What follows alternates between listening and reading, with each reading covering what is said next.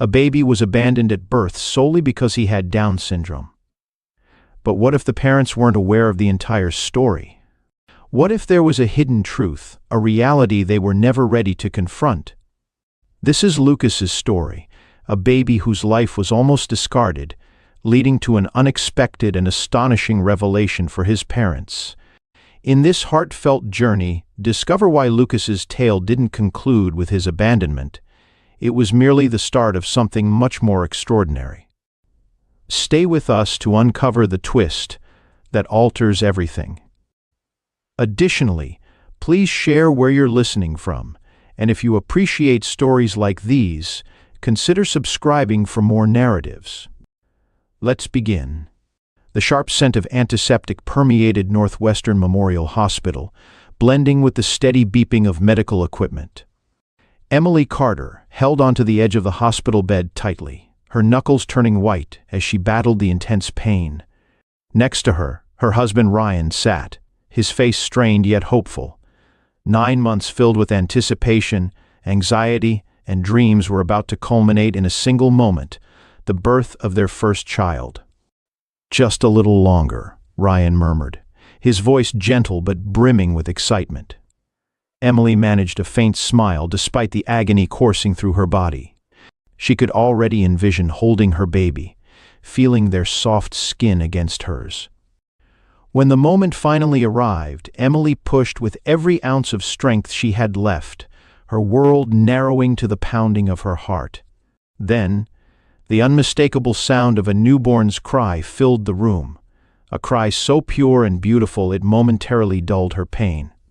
A nurse gently placed the baby in Emily's arms, and for a moment, everything felt right. Ryan leaned over, his voice thick with emotion. "Look at him, Emily," he whispered, his eyes shining with joy. But as Emily looked down at her son, her heart sank. His head was larger than usual, his eyes slightly bulging, and he was missing an ear. Fear gripped her, and before she could speak, the nurses exchanged uneasy glances. Moments later, the doctor entered, his expression serious. "We need to run some tests," he said softly, and Emily's world began to shift beneath her feet. Hours later, the doctor returned, holding a file that felt like a death sentence. "Your son has Down syndrome," he stated, his tone professional but detached. Emily's heart clenched, as if an invisible force was squeezing the life out of her. She looked to Ryan for comfort, but his face had contorted into something unrecognizable: anger, disbelief, betrayal. "This is your fault," he spat, stepping back as if their child were a curse. "You should have known." "Ryan, please," Emily pleaded, tears streaming down her face. "He's our son. He needs us." But Ryan shook his head, stepping away. "I can't do this. I won't. You've brought a defect into our lives." His words reverberated through Emily's mind, suffocating her with despair. In the ensuing days, Ryan became more distant. He stopped visiting the hospital, leaving Emily alone with their fragile son. The weight of Ryan's rejection and her own fear began to overwhelm her. One night, as Lucas slept in his hospital crib, Emily made the hardest decision of her life.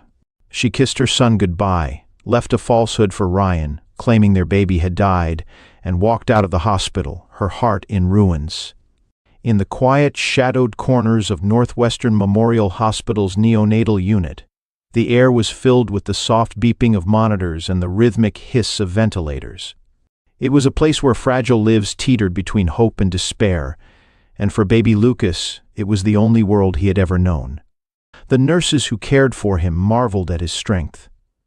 Born small and vulnerable, Lucas fought for every breath, his chest rising and falling in a steady rhythm, each breath a victory against the odds stacked against him.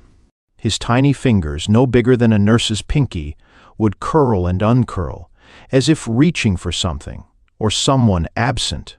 They named him Lucas, meaning bringer of light, because despite the overwhelming challenges he faced, there was something in him that refused to give up. His eyes, wide and curious, would follow the soft movements of the hospital staff as they moved around his crib. And though he was too young to understand, It was as if he sensed his loneliness, that the warmth of a mother's arms or the tender touch of a father would never come. Nurse Hannah, who had been by his side from the beginning, often stayed late just to hold Lucas when the ward was quiet. She had grown attached to him, watching him battle through his fragile days with a determination that deeply touched her. She would hum lullabies to him, songs her own mother had sung to her as a child. Sometimes his eyes would flutter closed, his tiny hand wrapping around her finger, seeking comfort in the only way he knew how. But no matter how much Hannah and the other nurses tried, they couldn't fill the void that Lucas instinctively felt. Every evening, as the day's visitors dwindled and other babies were taken into their parents' arms, Lucas remained in his crib, surrounded by medical equipment and the sterile smell of disinfectant. His cries, though soft, were filled with a yearning that only a mother could soothe. The other infants' cries were met with the gentle coos of their mothers, the soft reassurances of fathers, their tiny bodies pressed against warm skin. But Lucas had no such comfort. He had the machines that beeped steadily by his side, the nurses who rotated their shifts, and the shadows of abandonment that enveloped him like thin hospital blankets. Despite the love the staff showed him, Lucas's loneliness was palpable. The doctors spoke clinically of his condition, but the nurses knew Lucas wasn't just another patient. He was a child, left to face the world alone, with only the impersonal hum of machinery as his constant companions. His crib was meticulously kept, the nurses ensuring small toys were placed by his side, and sometimes colorful blankets were draped over the rails to bring some warmth to his sterile environment.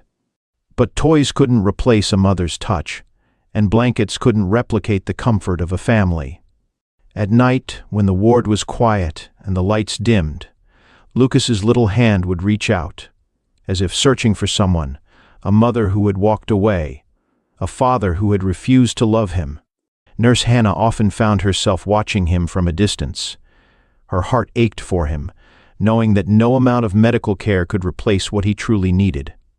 She had seen many babies come and go in the unit, some born too prematurely to survive, others growing strong under their parents' watchful eyes. But Lucas was different. His strength wasn't just physical, it was something deeper, something that made everyone who interacted with him feel an inexplicable pull toward him. There were nights when Hannah would hold him just a little longer after her shift, letting him rest his head against her chest, his tiny heartbeat echoing against her own. She'd close her eyes and whisper to him, "You're strong, Lucas. You're a fighter." But in her heart she knew that no matter how strong he was, he would need more than just strength to survive. He needed the love that only a family could provide. As days turned into weeks, Lucas's presence in the neonatal unit became a source of inspiration for the staff. His story, though not unique in the clinical sense, touched everyone who heard it. A child abandoned by his parents, left to fight for his life in a world that had already cast him aside. Yet despite it all, Lucas continued to grow. His fragile body began to gain weight. His eyes brightened with the wonder of the world around him, and his little hands grew stronger with each passing day. Still, moments of deep sadness lingered in the nursery. Nurses watched as other babies were cradled by their mothers, kissed gently on their foreheads, and heard promises of love and protection. But Lucas remained in his crib, his eyes scanning the room as if searching for something he couldn't find. It was as though he sensed something was missing, that the hands that held him, while gentle, were not the hands of the mother who had given birth to him. And as Lucas lay there, the light he brought into the ward flickered softly, waiting for someone to recognize it and never let it go. A few weeks later, Grace and Michael Thompson, a couple from Evanston, came to the hospital to visit their newborn daughter, Samantha. While walking through the nursery, Grace noticed Lucas lying in his crib, so tiny and vulnerable. She felt a tug in her heart. This child, abandoned and alone, deserved a family. Michael was hesitant at first. "We don't even know his situation," he said. "There are risks involved." But Grace's determination was unwavering. "We can offer him love. We can give him a home," she insisted. Over the next few days, the Thompsons visited Lucas regularly, their hearts opening to the little boy more with each visit. Eventually, they decided to adopt him. The day finally arrived after months of paperwork, interviews, and anxious waiting. The day Grace and Michael Thompson could officially bring Lucas home. As they drove through the familiar streets of Evanston, a mix of excitement and nervousness filled the car. Grace kept glancing into the rearview mirror at the little boy bundled in the back seat, his wide eyes curiously taking in the world outside the hospital walls for the first time. "Do you think he'll be okay?" Grace asked, her voice soft but tinged with a mother's worry. Michael, his hands gripping the steering wheel, glanced over and smiled reassuringly. "He's more than okay. He's a fighter, Grace. He's going to thrive with us." They turned onto their quiet street, the site of their house, a cozy two-story home with ivy climbing the brick walls, filling them with hope. The front door was adorned with a large blue bow, a small celebration prepared by their neighbors who had been eagerly awaiting Lucas's arrival. As Michael carried Lucas up the walkway, Grace stood behind them, her heart swelling with emotions she could barely contain. Inside the house, everything was ready. The nursery, once meant only for their daughter Samantha, had been lovingly prepared for two.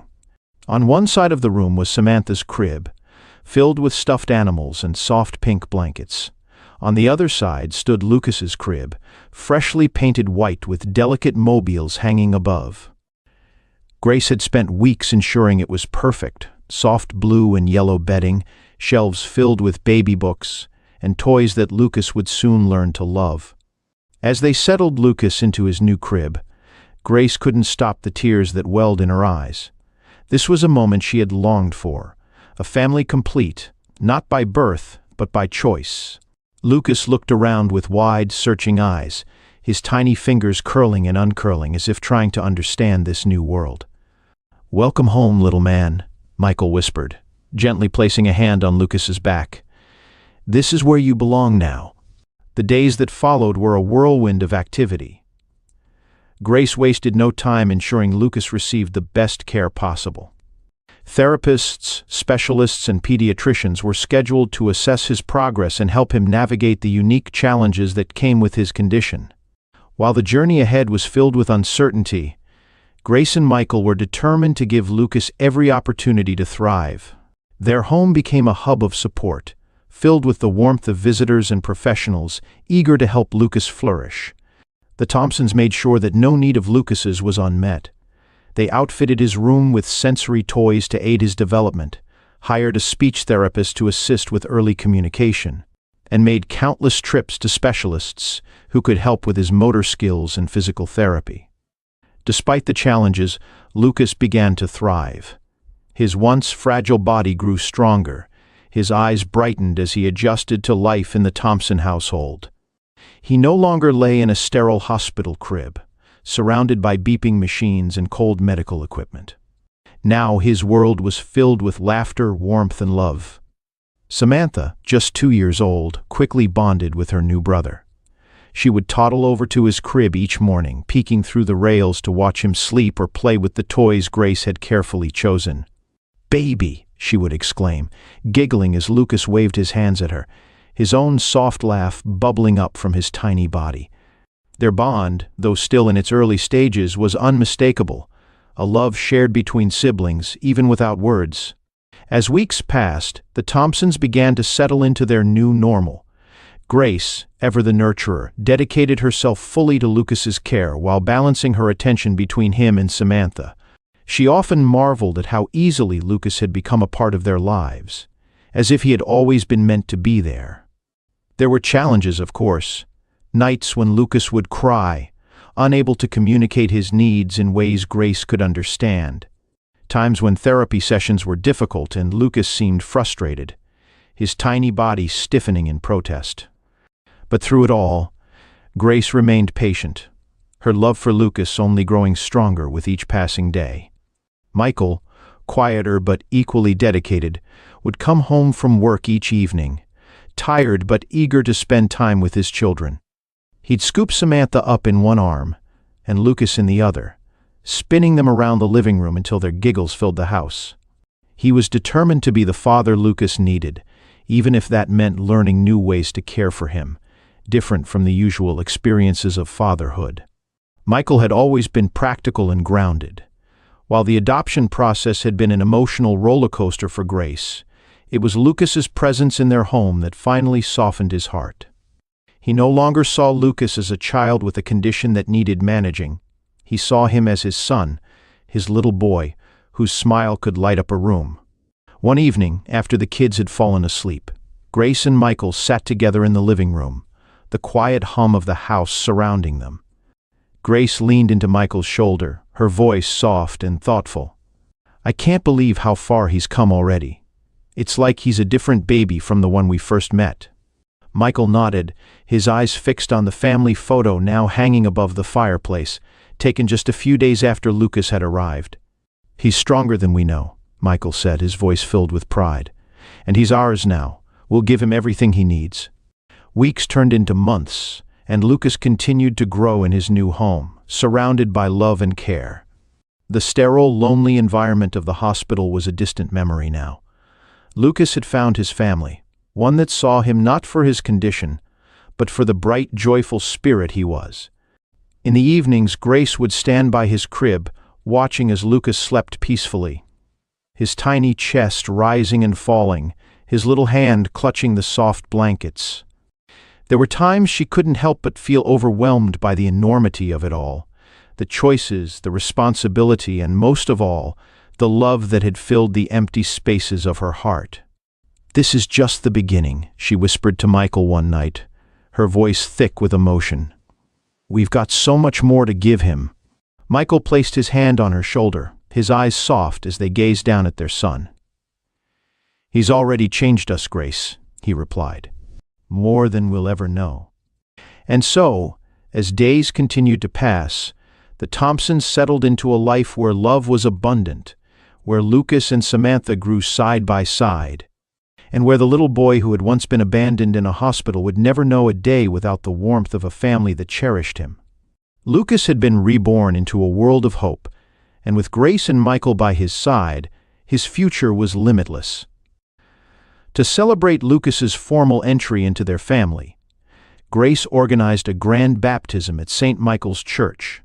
The event attracted local media, and soon the Chicago Tribune featured a story about the Thompsons, hailing them as heroes for adopting a child with Down syndrome. But for Grace and Michael, it was never about fame.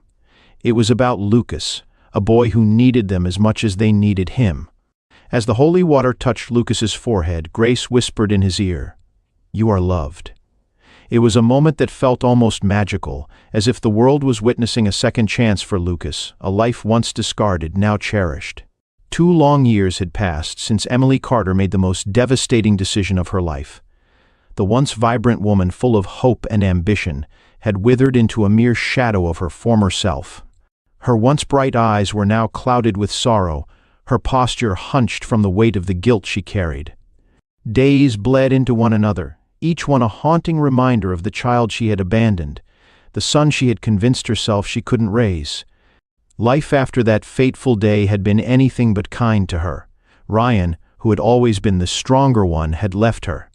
His anger and resentment festered after their son's supposed death, and it wasn't long before he walked out of their lives completely.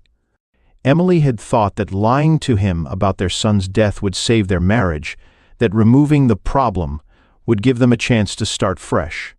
But in the end, the lie only deepened the rift between them. Ryan drowned his sorrows in alcohol, while Emily was left alone in their empty apartment, haunted by the silence that now consumed her life. The mornings were the worst. Each one began the same, with the sun filtering through the thin curtains of her tiny apartment, casting long shadows across the room. She would sit at her small kitchen table, tracing the rim of her empty coffee cup, lost in a void of what-ifs and could-have-beens.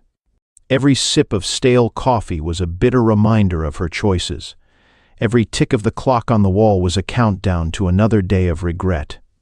On one such morning, a mundane Tuesday that was no different from the rest, Emily's eyes fell on a crumpled newspaper sitting on the counter where she had hastily tossed it the day before.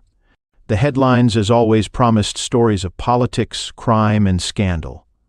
But this time something else caught her attention. Her hands trembled as she unfolded the paper. There, splashed across the front page of the Evanston Gazette, was a photo of a smiling family, Grace and Michael Thompson, holding 2 children in their arms. A little girl, and a boy with familiar wide eyes and a soft smile that made Emily's heart stop. Lucas, her son. The caption beneath the photo read, "Local family celebrates adoption baptism, a day of joy and reflection." Emily's breath caught in her throat as she stared at the boy's face. He was older now, his curls framing his small head, but there was no mistaking him. The way his face was slightly asymmetrical, the slight puffiness around his eyes, the features she had once been too afraid to accept. Time seemed to slow as the weight of the realization crashed over her like a tidal wave. Her son, the baby she had abandoned in that cold hospital room, the baby she had left to the mercy of strangers, was alive and thriving in a family that wasn't hers. Tears filled her eyes, blurring the image before her. She dropped the paper and stumbled backward, the room spinning as a wave of guilt and despair washed over her. How could she have done this? How could she have walked away from her own flesh and blood? Emily collapsed into the nearest chair, burying her face in her hands as sobs racked her body. She had told herself back then that it was the right decision, that Lucas would be better off without her, without Ryan. But now, seeing him so full of life, surrounded by love and happiness, she knew the truth. She had been a coward, too afraid to face the challenges of raising a child with special needs, too weak to fight for her son. For hours, she sat there, numb, the newspaper still lying open on the floor in front of her. Her mind raced through the memories of that day. How she had kissed Lucas goodbye. How she had lied to Ryan. How she had run out of the hospital without looking back. And now, she was left with nothing but regret. But as the sun set and the room grew darker, something shifted inside her. A new emotion, one she hadn't felt in a long time. Determination. She couldn't change the past, but maybe, just maybe, she could make things right. She needed to see Lucas, to hold him again. She needed to explain. With trembling hands, she reached for her phone and began searching online for the Thompsons' contact information. It wasn't difficult to find. They were a well-known family in Evanston, and their involvement in the community meant their names often appeared in local news. Her heart pounded in her chest as she found the number, her fingers hovering over the screen. Doubt crept into her mind. What if they refused to speak to her? What if they hated her for what she had done? She had given up her rights to be his mother. How could she possibly ask for forgiveness now? But the thought of not trying, of never seeing Lucas again, was too painful to bear. Emily closed her eyes, took a deep breath, and dialed the number. The ringing on the other end felt like an eternity. With each ring, her nerves tightened, her breath shallow as she braced for the moment that would change everything. Finally, a voice answered. "Hello? This is Michael Thompson," came the calm, deep voice from the other end. Emily's throat felt parched. She fought to find her voice, her heart thundering so loudly in her ears that she feared it might overpower her words. "Hello, my name is Emily Carter," she stammered, clutching the phone tightly. I'm Lucas's mother." A pause lingered on the other end. Emily could almost hear the cogs turning in Michael's mind as he absorbed her statement. The silence extended, and for a fleeting moment, Emily feared he might disconnect. "You shouldn't be calling here," Michael finally responded, his voice sharp and tinged with protectiveness. "Please," Emily implored, desperation seeping into her tone. "I know I made a mistake. I know I left him, but I want to see him. I've changed. I just need a chance to explain. Please." Michael's voice turned colder, his words cutting through Emily's fragile hope like a blade. "You left him, Emily. You abandoned him. You don't get to just re-enter his life whenever it suits you." Tears welled in Emily's eyes as she held the phone to her ear. "I've thought about him every day since I left," she cried. I regret it more than you can imagine. Please, just let me see him. I need to make this right." "Your regrets mean nothing to me," Michael retorted sharply. "Lucas is part of our family now. He's happy. He's loved. And you gave up that right when you walked away. You're not welcome here." With those final words, the call ended. Emily stood motionless, the finality of his statement crashing over her. The phone slipped from her grasp and clattered to the floor as she collapsed into the chair, her body shaking with sobs. The intense pain of rejection and failure engulfed her, the cold tiles beneath her grounding her in the harsh reality of her decisions. In the ensuing days, Emily sank deeper into guilt and obsession. She combed through social media, searching for any information about Lucas, yearning for a way to connect. Each photo of the Thompsons, every snapshot of Lucas smiling and thriving, felt like a dagger to her heart, a constant reminder of the life she had abandoned. She lingered on the fringes of their lives, desperate to find a way back, but deep down, Emily recognized the truth. She had forfeited her chance at redemption the moment she left the hospital. Now all that remained was to live with the consequences of her actions, a life filled with regret, and a son who would never know her as his mother. When Michael Thompson answered the phone, Emily's voice quivered with desperation.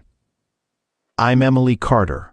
I'm Lucas's mother," she stammered. She pleaded for an opportunity to see her son, to explain herself, but Michael's response was icy. "You have no right," he declared. "You left him. He's part of our family now, and you're not welcome in his life." The call ended abruptly, and Emily collapsed, the weight of her decision suffocating her. She had sought forgiveness, but what she received was the finality of her failure. As days turned into weeks, Emily Carter found herself sinking further into an all-consuming obsession. Every waking moment was occupied with thoughts of Lucas, the boy she had abandoned, now part of a family that wasn't hers. Each night she replayed the brief, devastating phone call with Michael Thompson in her mind, his final words echoing like an unescapable sentence. "He's part of our family now. You're not welcome here." Yet Emily couldn't let go. The more she thought about Lucas, the more she needed to see him, to know him. The burden of her regret grew heavier with each passing day, threatening to crush her under its relentless weight. She imagined what he might look like now, how his small hands must have grown, how his smile must have brightened the Thompsons' lives. The ache in her chest served as a constant reminder of the love she had relinquished. She began spending hours online, endlessly scrolling through social media in search of any glimpse of Lucas. She found herself on the Thompsons' Facebook page, where their lives were displayed in pictures, Lucas and Samantha playing in the backyard, Grace and Michael proudly posing with their 2 children at a summer picnic. And Lucas at his baptism, the same photo that had once shattered Emily's world. These images felt like knives twisting in her heart. Each one reminded her of what she had lost, the life she could have had with her son, the joy she could have shared with him. She would gaze at the photos for hours, tracing Lucas's small face with her finger on the screen, her heart swelling with both love and unbearable sorrow. In her most desperate moments, Emily would drive to Evanston, parking her car near the Thompsons' neighborhood, hoping for a glimpse of Lucas.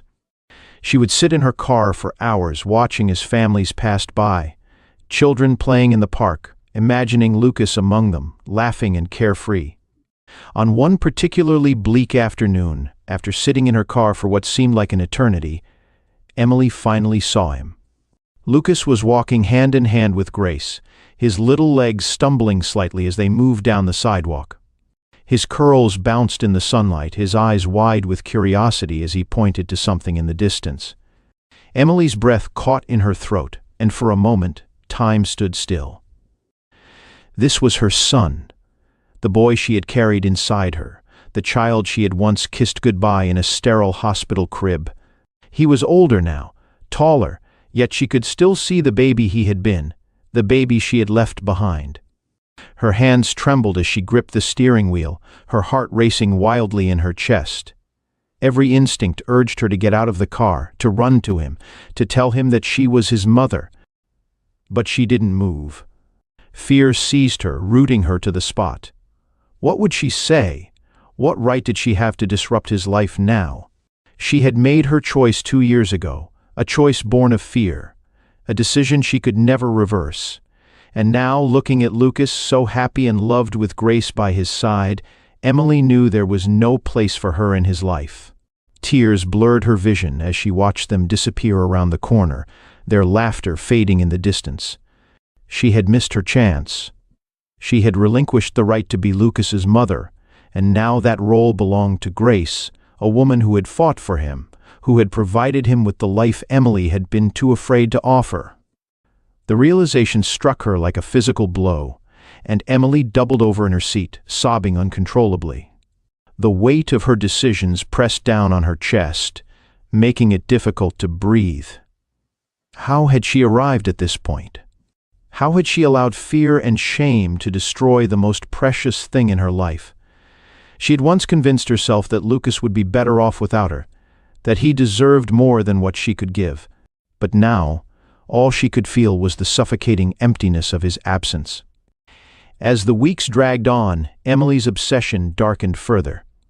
Every attempt to reach out to the Thompsons through letters, emails, and more phone calls was met with silence. Michael's refusal to engage left her feeling helpless, and each rejection was like a door slamming shut, reminding her of the choices she could never undo. She wandered through her days like a ghost, drifting through the small, cramped apartment that had once been her home with Ryan. Now, it was merely a prison of her own making, its walls closing in on her as her world grew smaller and darker. She spent hours sitting at the kitchen table, staring at old photos of herself and Ryan, trying to recall the woman she had been before guilt consumed her. But that woman was gone, replaced by a hollow shell filled only with regret.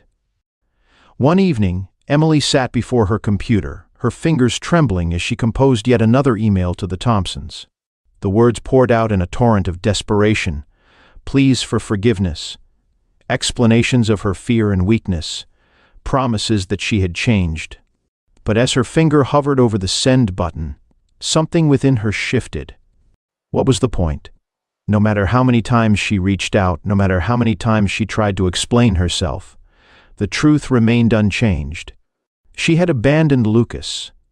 She had given up the chance to be his mother, and now he was happy in a family that loved him, a family that didn't need her interference. Emily's hand dropped to her lap as she stared at the screen, tears streaming down her face. She had spent the last 2 years consumed by guilt, trying to make amends for a choice that couldn't be undone. But maybe, just maybe, the greatest act of love she could offer Lucas now was to leave him alone, to let him live his life without the shadow of her mistakes looming over him. The thought was almost too painful to bear, but deep down, Emily knew it was the truth.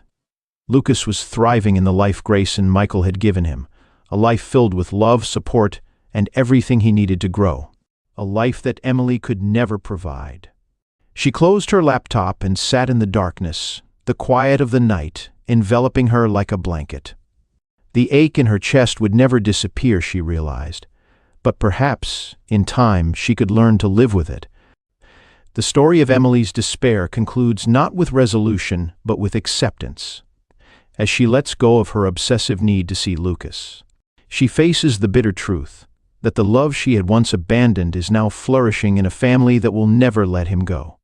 In that acceptance, perhaps Emily can begin to find a glimmer of peace, though the regret of her choices will continue to follow her like a shadow for the rest of her life. As she sat alone in her apartment, gazing into the night, Emily whispered into the darkness, "I'm sorry, Lucas. I hope you never have to know how much I love you." In that moment, Emily Carter let her son go, for the second and final time.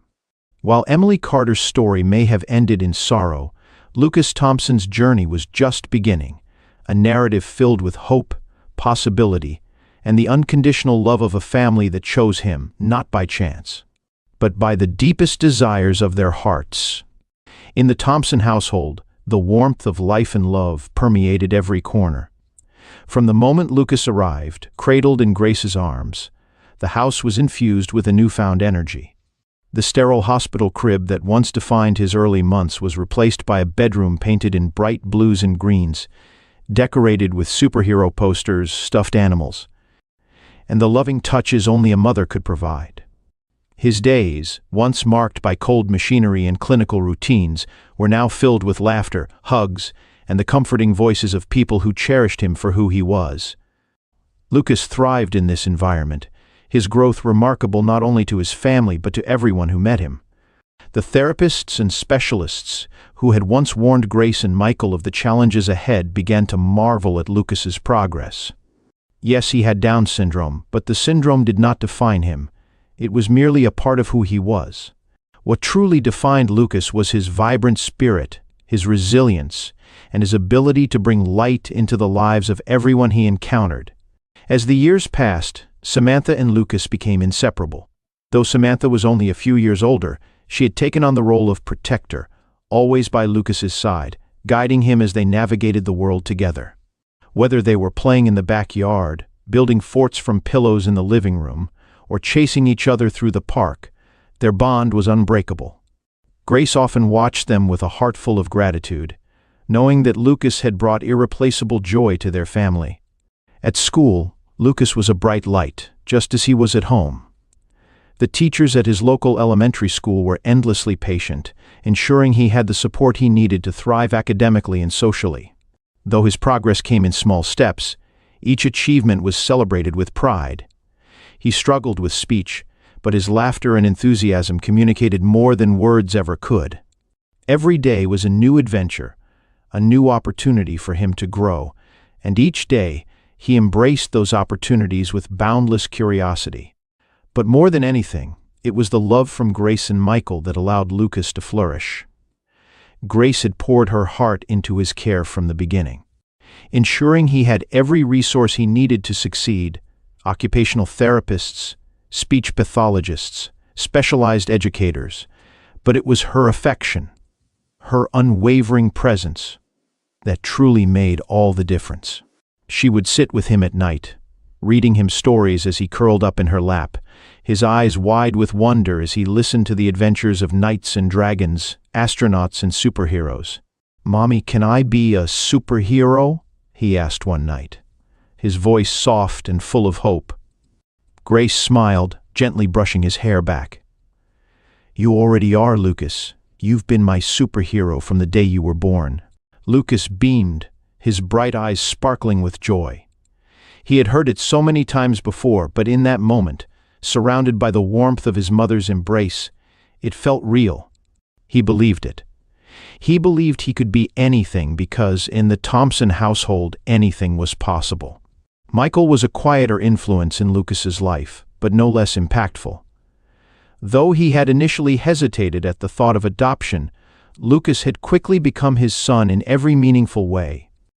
Michael spent weekends building train sets with Lucas, teaching him how to toss a baseball, and answering the endless stream of questions Lucas had about the world.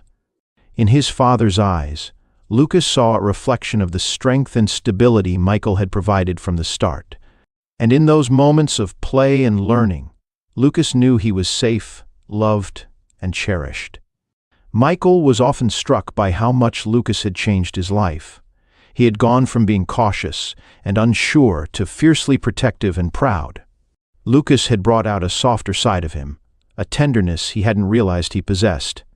In quiet moments, Michael would often stand at the door of Lucas's room, watching him sleep, his heart swelling with the kind of love that can only be felt when you've chosen someone to be your own.